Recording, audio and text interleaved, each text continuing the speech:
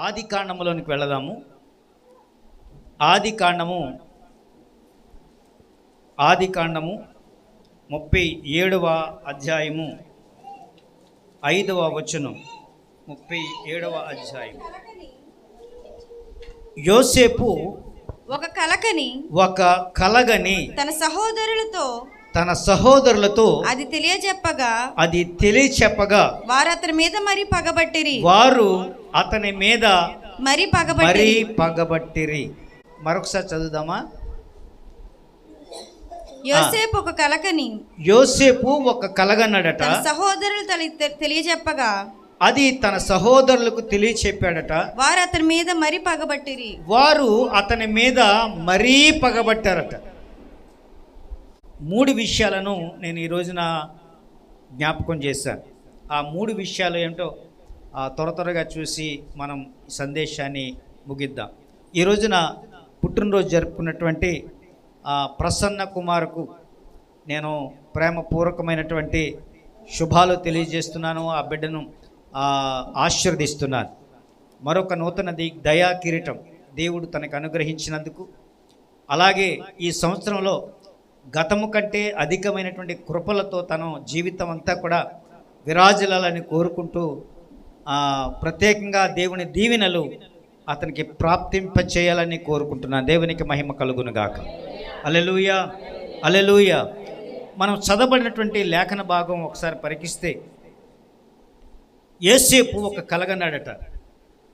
కలగని వాళ్ళ అన్నయ్యలకు చెప్పాడు, అన్న నాకు కల వచ్చింది అని కల వివరించారట. కలను వివరించినందుకు వాళ్ళు పగబట్టారట. అది ఇందులో ఉన్నటువంటి వాక్యం. అన్నదమ్ములకి ఒక కల వచ్చినప్పుడు కలను వివరించడం కూడా తప్పే అన్నట్టుగా వాళ్ళ భావన ఉంటుంది. ఏం చెప్పాడట? ఒకసారి చదువుదామా ముందుకి. 37వ అధ్యాయము 5వ వచనం నుంచి. అతడు వారిని చూచి, నేను కనిన ఈ కలను మీరు దయచేసి వినుడి. అన్నలారా, దయచేసి ఈ కలను వినుడి. అది ఏమనగా మనము చేనిలో పనలు కట్టుచుంటుమి. మనం పనలు కడుతున్నామట. నా పన లేచి నిలుచుండగా మీ పనలు నా పనను చుట్టుకొని నా పనకు సాష్టాంగపడి చెప్పాను. సాష్టాంగపడ్డాయట మీ పనలు అని చెప్పాడట. ఏం చెప్పాడు? మరొకసారి చదువుతారా? అతడు వారిని అదేమనగా మనము చేనిలో పనలు కట్టుచుంటుమి. మేము చేనిలో పనలు కడుతున్నాము. నా పన లేచి నిలుచుండగా నా పన లేచి నిలుచుంది. మీ పనులు నా పనను చుట్టుకొని మీ పనులు నా పనులను చుట్టుకొని నా పనకు సాష్టాంగపడి నా పనకు మీ పనులు సాష్టాంగపడి నమస్కారం చేసే. మేము వీడికి సాష్టాంగ పడాలా, వీడి సంగతి ఎలాగుందా అని అనుకొని పగబట్టు కూర్చున్నారు. అక్కడ అదే వాక్యం మనం చదివాం. వారు అతని మీద పగబట్టిరి. ఎందుకు పగబట్టారంటే తమ్ముడు గొప్పవాడైపోతున్నాడని పగబట్టారు. ఒక వ్యక్తి గొప్ప చేయబడ్డం చాలామందికి ఇష్టం ఉండదు.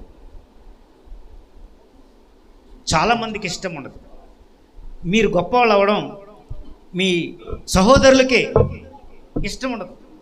నా తమ్ముడు గొప్పవాడయ్యాడు, మా అన్న గొప్పవాడయ్యాడు, వాడు గొప్పవాడైతే నాకు కూడా మంచి మేలు జరుగుతుంది అని అనుకోరు.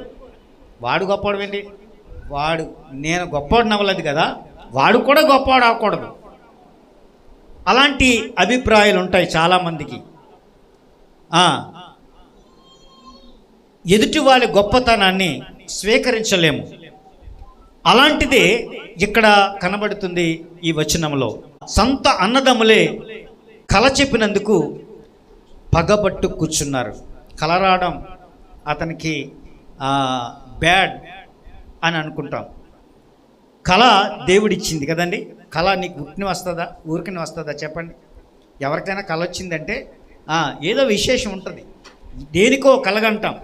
ఆ కళలో ఉన్నటువంటి విషయాలు దేవుని దయ వలన మీకు ప్రాప్తింపజేయవచ్చు, మీకు ప్రాప్తించవచ్చు కూడా.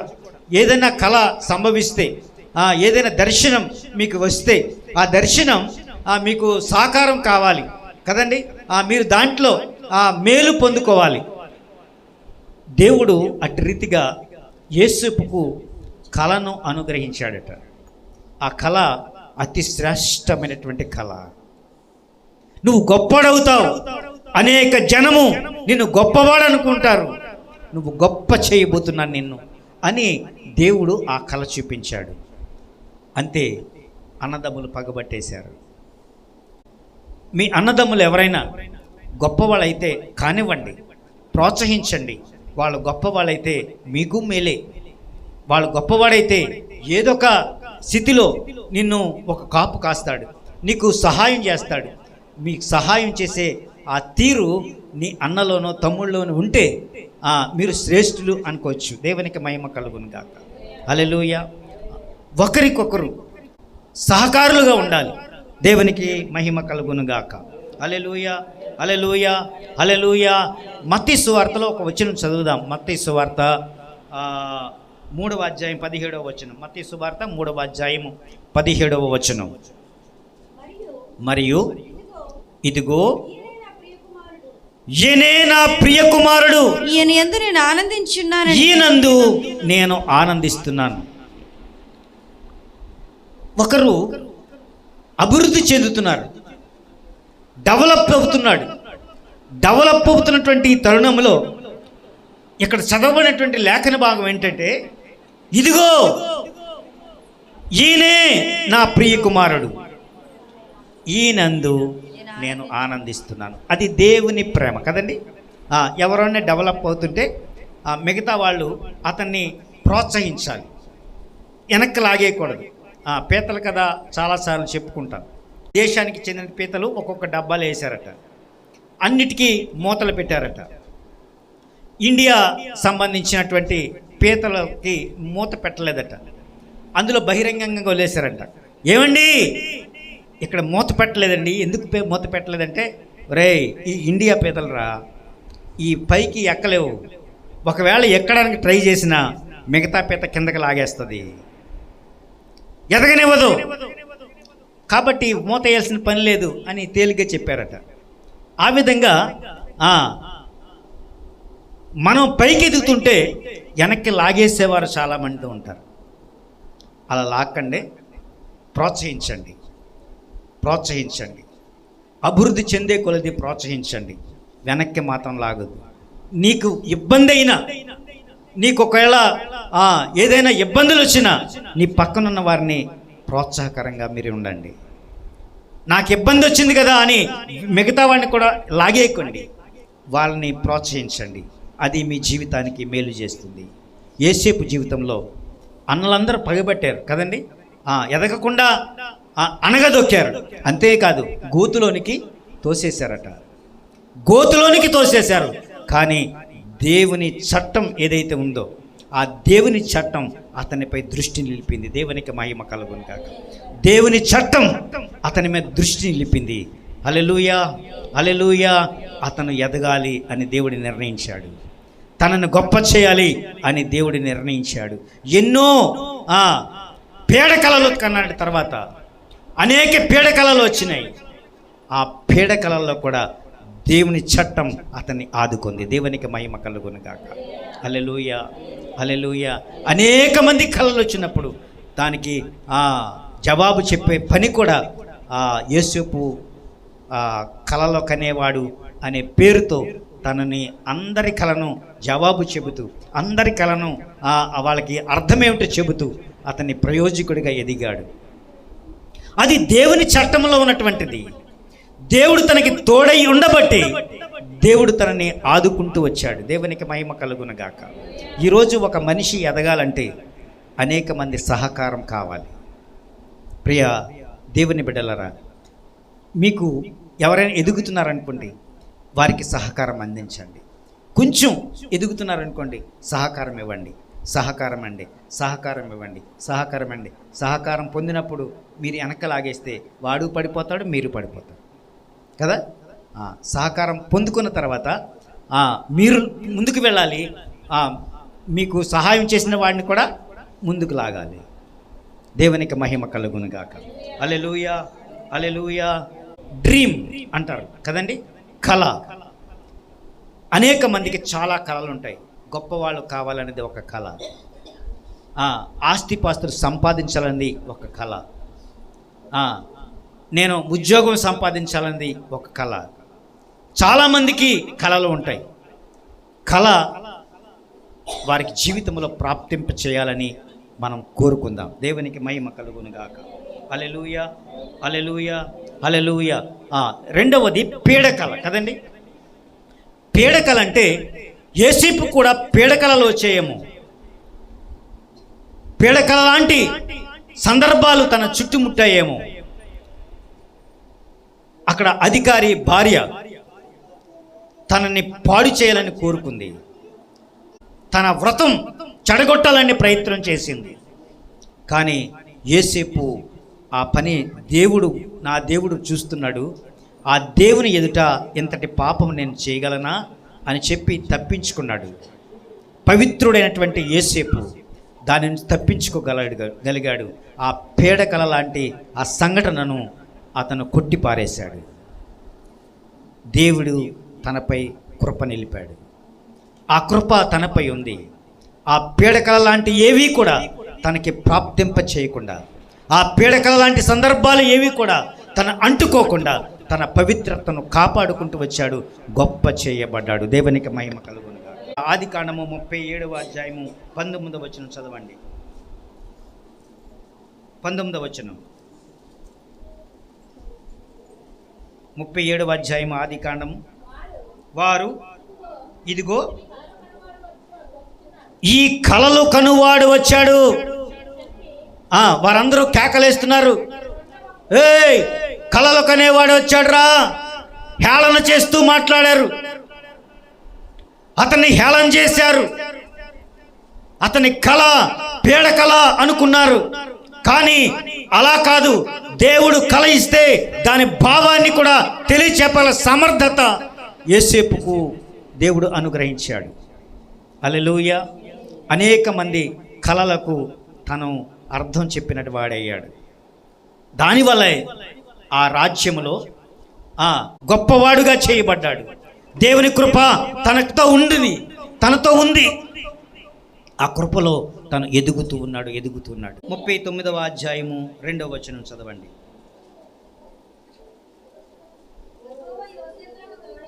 యెహోవా యోసేపునకు తోడైయుండెను గనుక అతడు వర్ధిల్లుచు ఉండెను. చప్పట్లు కొడుతూ దేవుని గణపరచండి.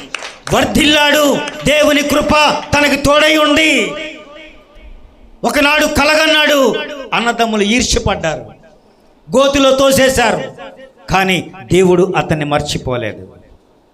దేవుని అతనికి తోడై ఉండబట్టి తన వర్ధిల్లుతూ ఉన్నాడట.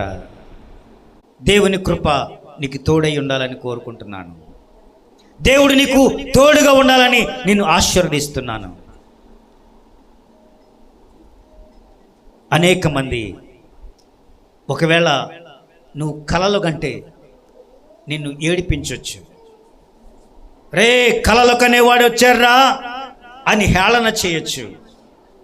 కానీ నీ కలలు సాకారం అయ్యే రోజు ముందుంది. దేవునికి మహిమ కలుగునుగాక. హల్లెలూయా, హల్లెలూయా, హల్లెలూయా, హల్లెలూయా. దేవుని చట్టం అతనికి కాపుదలగా ఉంది. 39వ అధ్యాయము 21వ వచనం చదవండి. అయితే యెహోవా యోసేపునకు తోడై ఉండి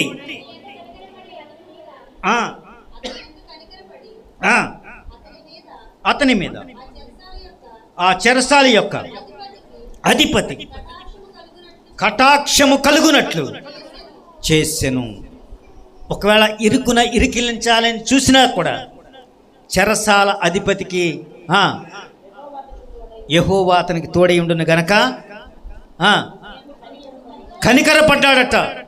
చెరసాల యజమానే, చెరసాల నాయకుడే తన మీద కనికరం చూపించాడు. అంటే నీ ఏ స్థితిలో ఉన్నా దేవుని కాపుదల నీకుంటుంది, దేవుని భద్రత నీకుంటుంది. చెరసాలలో వేయబడిన, చెరలో వేయబడిన దేవుని కాపుదల నీకుంటే ఏది అక్కర్లేదు నీకు. పగబట్టని, కీడు చేసేవాళ్ళు కీడు చేయని, కానీ నువ్వు మాత్రం భద్రంగానే ఉంటావు. దేవునికి మహిమ కలుగునుగాక. హల్లెలూయా. 40వ అధ్యాయం 7వ వచనం. నేడు మీ ముఖములు చిన్నబోయాయి, అందుకు వారు మేము కలలు కంటిమి, వాటి భావము చెప్పగల వారును లేరని అతనిని అనగా, యోసేపు వారిని చూచి భావము చెప్పుట దేవుని ఆధీనం, నీవు దయచేసి ఆ కలలో చెప్పయ్యా అని వేడుకున్నారట యోసేపుని. కలలు రావడం, కలల భావం చెప్పడం ఎవరి ఆధీనంలో ఉంటుందట? దేవుని ఆధీనం. ఆ దేవుడే యోసేపుకు తోడుగా ఉన్నాడు. దేవునికి మహిమ కలుగునుగాక. ఆ దేవుడు తోడుగా ఉన్నట్టే ఎవరికి కల వచ్చినా సరే అతన్ని ఆశ్రయిస్తున్నారు. బాబు, ఆ కళకు భావం చెప్పయ్యా. కళలో ప్రత్యక్షపరచువాడు మన దేవుడు, కళలో ప్రత్యక్షపరచువాడు నీ దేవుడు. ఆ దేవుడు నీకు తోడుగా ఉన్నాడు కాబట్టి నువ్వు దానికి అర్థం చెప్పు అని చెప్పారట. దేవునికి మహిమ కలుగునుగాక. హల్లెలూయా. 8వ వచనం చూడొచ్చు, చదవండి. అందుకు వారు మేము కలలు కంటిమి, అందుకు వారు మేము కలలు కంటిమి, వాటి భావము చెప్పగలవారు అనగా యోసేపు వారిని చూచి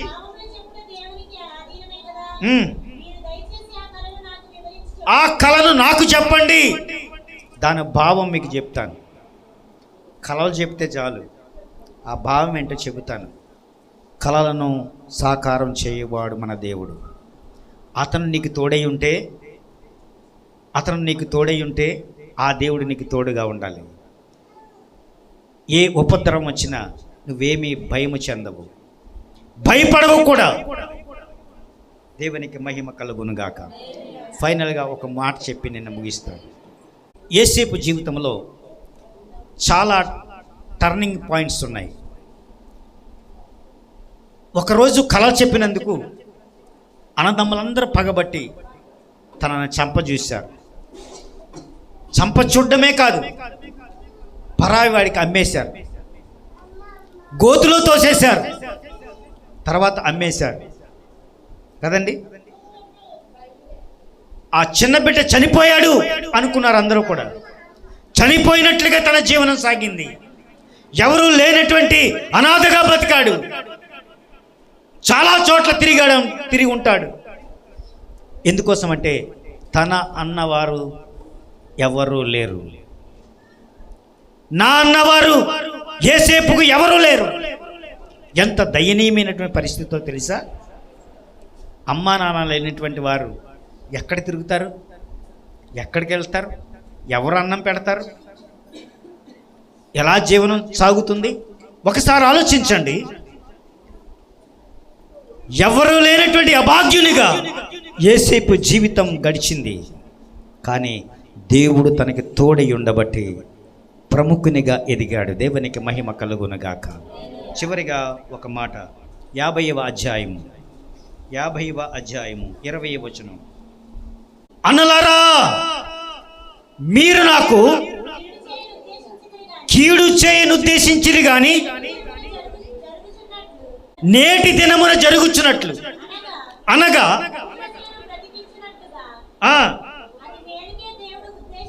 అది మేలుకే దేవుడు ఉద్దేశించాడు. నా జీవితంలో మీరు చేసినది నాకు కీడు చేయాలని మీరు అనుకున్నారు, కానీ నాకు మేలే జరిగింది. ఆ రోజున మీరు తొయ్యకపోతే ఈ రోజున ఇంత ప్రముఖునిగా నేను ఉండేవాడిని కాదు. యోసేపు కరువు కాలంలో ప్రజలందరూ కూడా అల్లాడుతున్నటువంటి వేళ 5 సంవత్సరాలు కరువు, 5 సంవత్సరాల కరువు వస్తే అందరూ కూడా ఆకలితో అలమటిస్తున్నారు. ఆ టైంలో భోజనం అందించడానికి, ధాన్యాహారాలు ఇవ్వడానికి అధిపతిగా యేసేపు ఉన్నాడట. దేవునికి మహిమ కలుగును గాక. ఆ కరువు కాలంలో ఇతరులకు సహాయం చేసే స్థితిలో యేసేపు ఉన్నాడు. దేవునికి మహిమ కలుగును గాక. ఎందుకున్నాడు తెలుసా? యేసేపుకు దేవుడు తోడై ఉన్నాడు. దేవుడు తనకి తోడై ఉన్నాడు. జనమందరూ పట్టించుకోవడం మానేయని, గోతులో తోసేయని, నిన్ను ఎసడించుకొని పరాయి వాడినిగా చూడని, ఎవరు పట్టించుకోకపోయినా దేవుడు పట్టించుకుంటాడు నిన్ను. ఆ దేవాది దేవుడు నిన్ను పట్టించుకుంటాడు. కనుక దేవుని ఎదుట సాష్టాంగ పడదాం, దేవుణ్ణి వేడుకుందాం. దేవా నన్ను గొప్ప చేయవా అని అడుగుదాం. దేవుని, దేవా నువ్వు నాకు తోడై ఉండునయ్యా, దేవా నాకు తోడై ఉండు, అది చాలు నాకు. నువ్వు తోడుగా ఉంటే చాలు, నువ్వు తోడుగా ఉంటే చాలు. ఈ లోకంలో ఎవరు లేకపోయినా నువ్వుంటే నాకు చాలు అని అడగండి దేవుణ్ణి. దేవునికి మహిమ కలుగును గాక. హల్లెలూయా, హల్లెలూయా. రోమీలకు రాసిన పత్రిక 8వ అధ్యాయం 28వ వచనం. దేవుని ప్రేమించే వారికి, అనగా ఆయన సంకల్పము చొప్పున పిలబడిన వారికి మేలు కలుగుటకై సమస్తమును సమకూడి జరుగుతాయి. మరి చదువుతారా? దేవుణ్ణి ప్రేమించే వారికి, అనగా ఆయన సంకల్పము చొప్పున పిలబడిన వారికి మేలు కలుగుటకై సమస్తమును సమకూడి జరుగుతాయి. సమస్తమును సమకూడి జరుగుతాయి. నిన్ను జనులు పట్టించుకోకపోయినా, ప్రజలందరూ నిన్ను తోడలాడినా, నీ స్థితి మాత్రం అలాగుండదు. ఎందుకో తెలుసా? దేవుడు నీకు తోడై ఉన్నాడు. దేవుడు నీకు తోడై ఉన్నాడు. 45వ అధ్యాయం ఆదికాండం 45వ అధ్యాయం 9వ వచనం. మీ కుమారుడైన యేసేపు దేవుడు నన్ను ఐగుప్తు దేశం అంతటికి ప్రభువుగా నియమించాను. నాన్నలారా, ప్రియ సేవకులారా, నా తండ్రి ఎక్కడో ఉన్నాడు, నేను చనిపోయాను అనుకుంటున్నాడేమో. నా తండ్రి దగ్గరికి వెళ్ళండి. ఏం చెప్పాలని అంట? అతనితో నీ కుమారుడైన యోసేపు దేవుడు, నీ కుమారుడైన యేసేపు దేవుడు నన్ను ఐగుప్తు దేశం అంతటికి ప్రభువుగా నియమించాడు. దేవునికి మహిమ కలుగును గాక. నన్ను ప్రభువుని చేశాడు దేవుడు. దేవుడు నాకు తోడై ఉన్నాడు. ఈ రోజున అందరికీ ప్రభువుగా ఉన్నాను. అందరికీ సహాయం చేసే స్థితిలో నన్ను ఉంచాడు, ప్రభువుగా చేశాడు అని మా నాన్నతో చెప్పు అని సేవకులందరినీ పంపించాడు. చదవండి త్వరగా. నీవు గోషేను దేశమందు నివసించదవు. అప్పుడు నీవును, నీ పిల్లలను, నీ పిల్లల పిల్లలను, నీ గొర్రెల మందలను, నీ పశువులను, నీకు కలిగినది యావత్తును నాకు సమీపముగా నుండును. ఇకను 5 కరువు సంవత్సరములు వచ్చును. 5 కరువు సంవత్సరాలు వచ్చును. కనుక నీకును నీ ఇంటి వారికి, కనుక మీకును మీ ఇంటి వారికి, నీకు కలిగినదంతటికి, మీకు కలిగిన యావత్తుకు పేదరికము రాకుండా అక్కడ నిన్ను పోషించదని అన్నాడు. నేను నిన్ను పోషిస్తాను. చప్పట్లు కొట్టి దేవుని కనపరుస్తారా? ఎంత మంచి మాట. ఒక రోజున గోతులో తోసేసిన వాడు, పరాయి పంచన బ్రతికినవాడు, ఆలన పాలన లేకుండా బతికినవాడు, ఏసరించబడినవాడు, ఎవరు పట్టించుకొనివాడు, ఈ రోజున దేవుడు తనకి తోడై ఉండగా అతి శ్రేష్టమైనటువంటి స్థితిలోకి వెళ్ళాడు యేసేపు.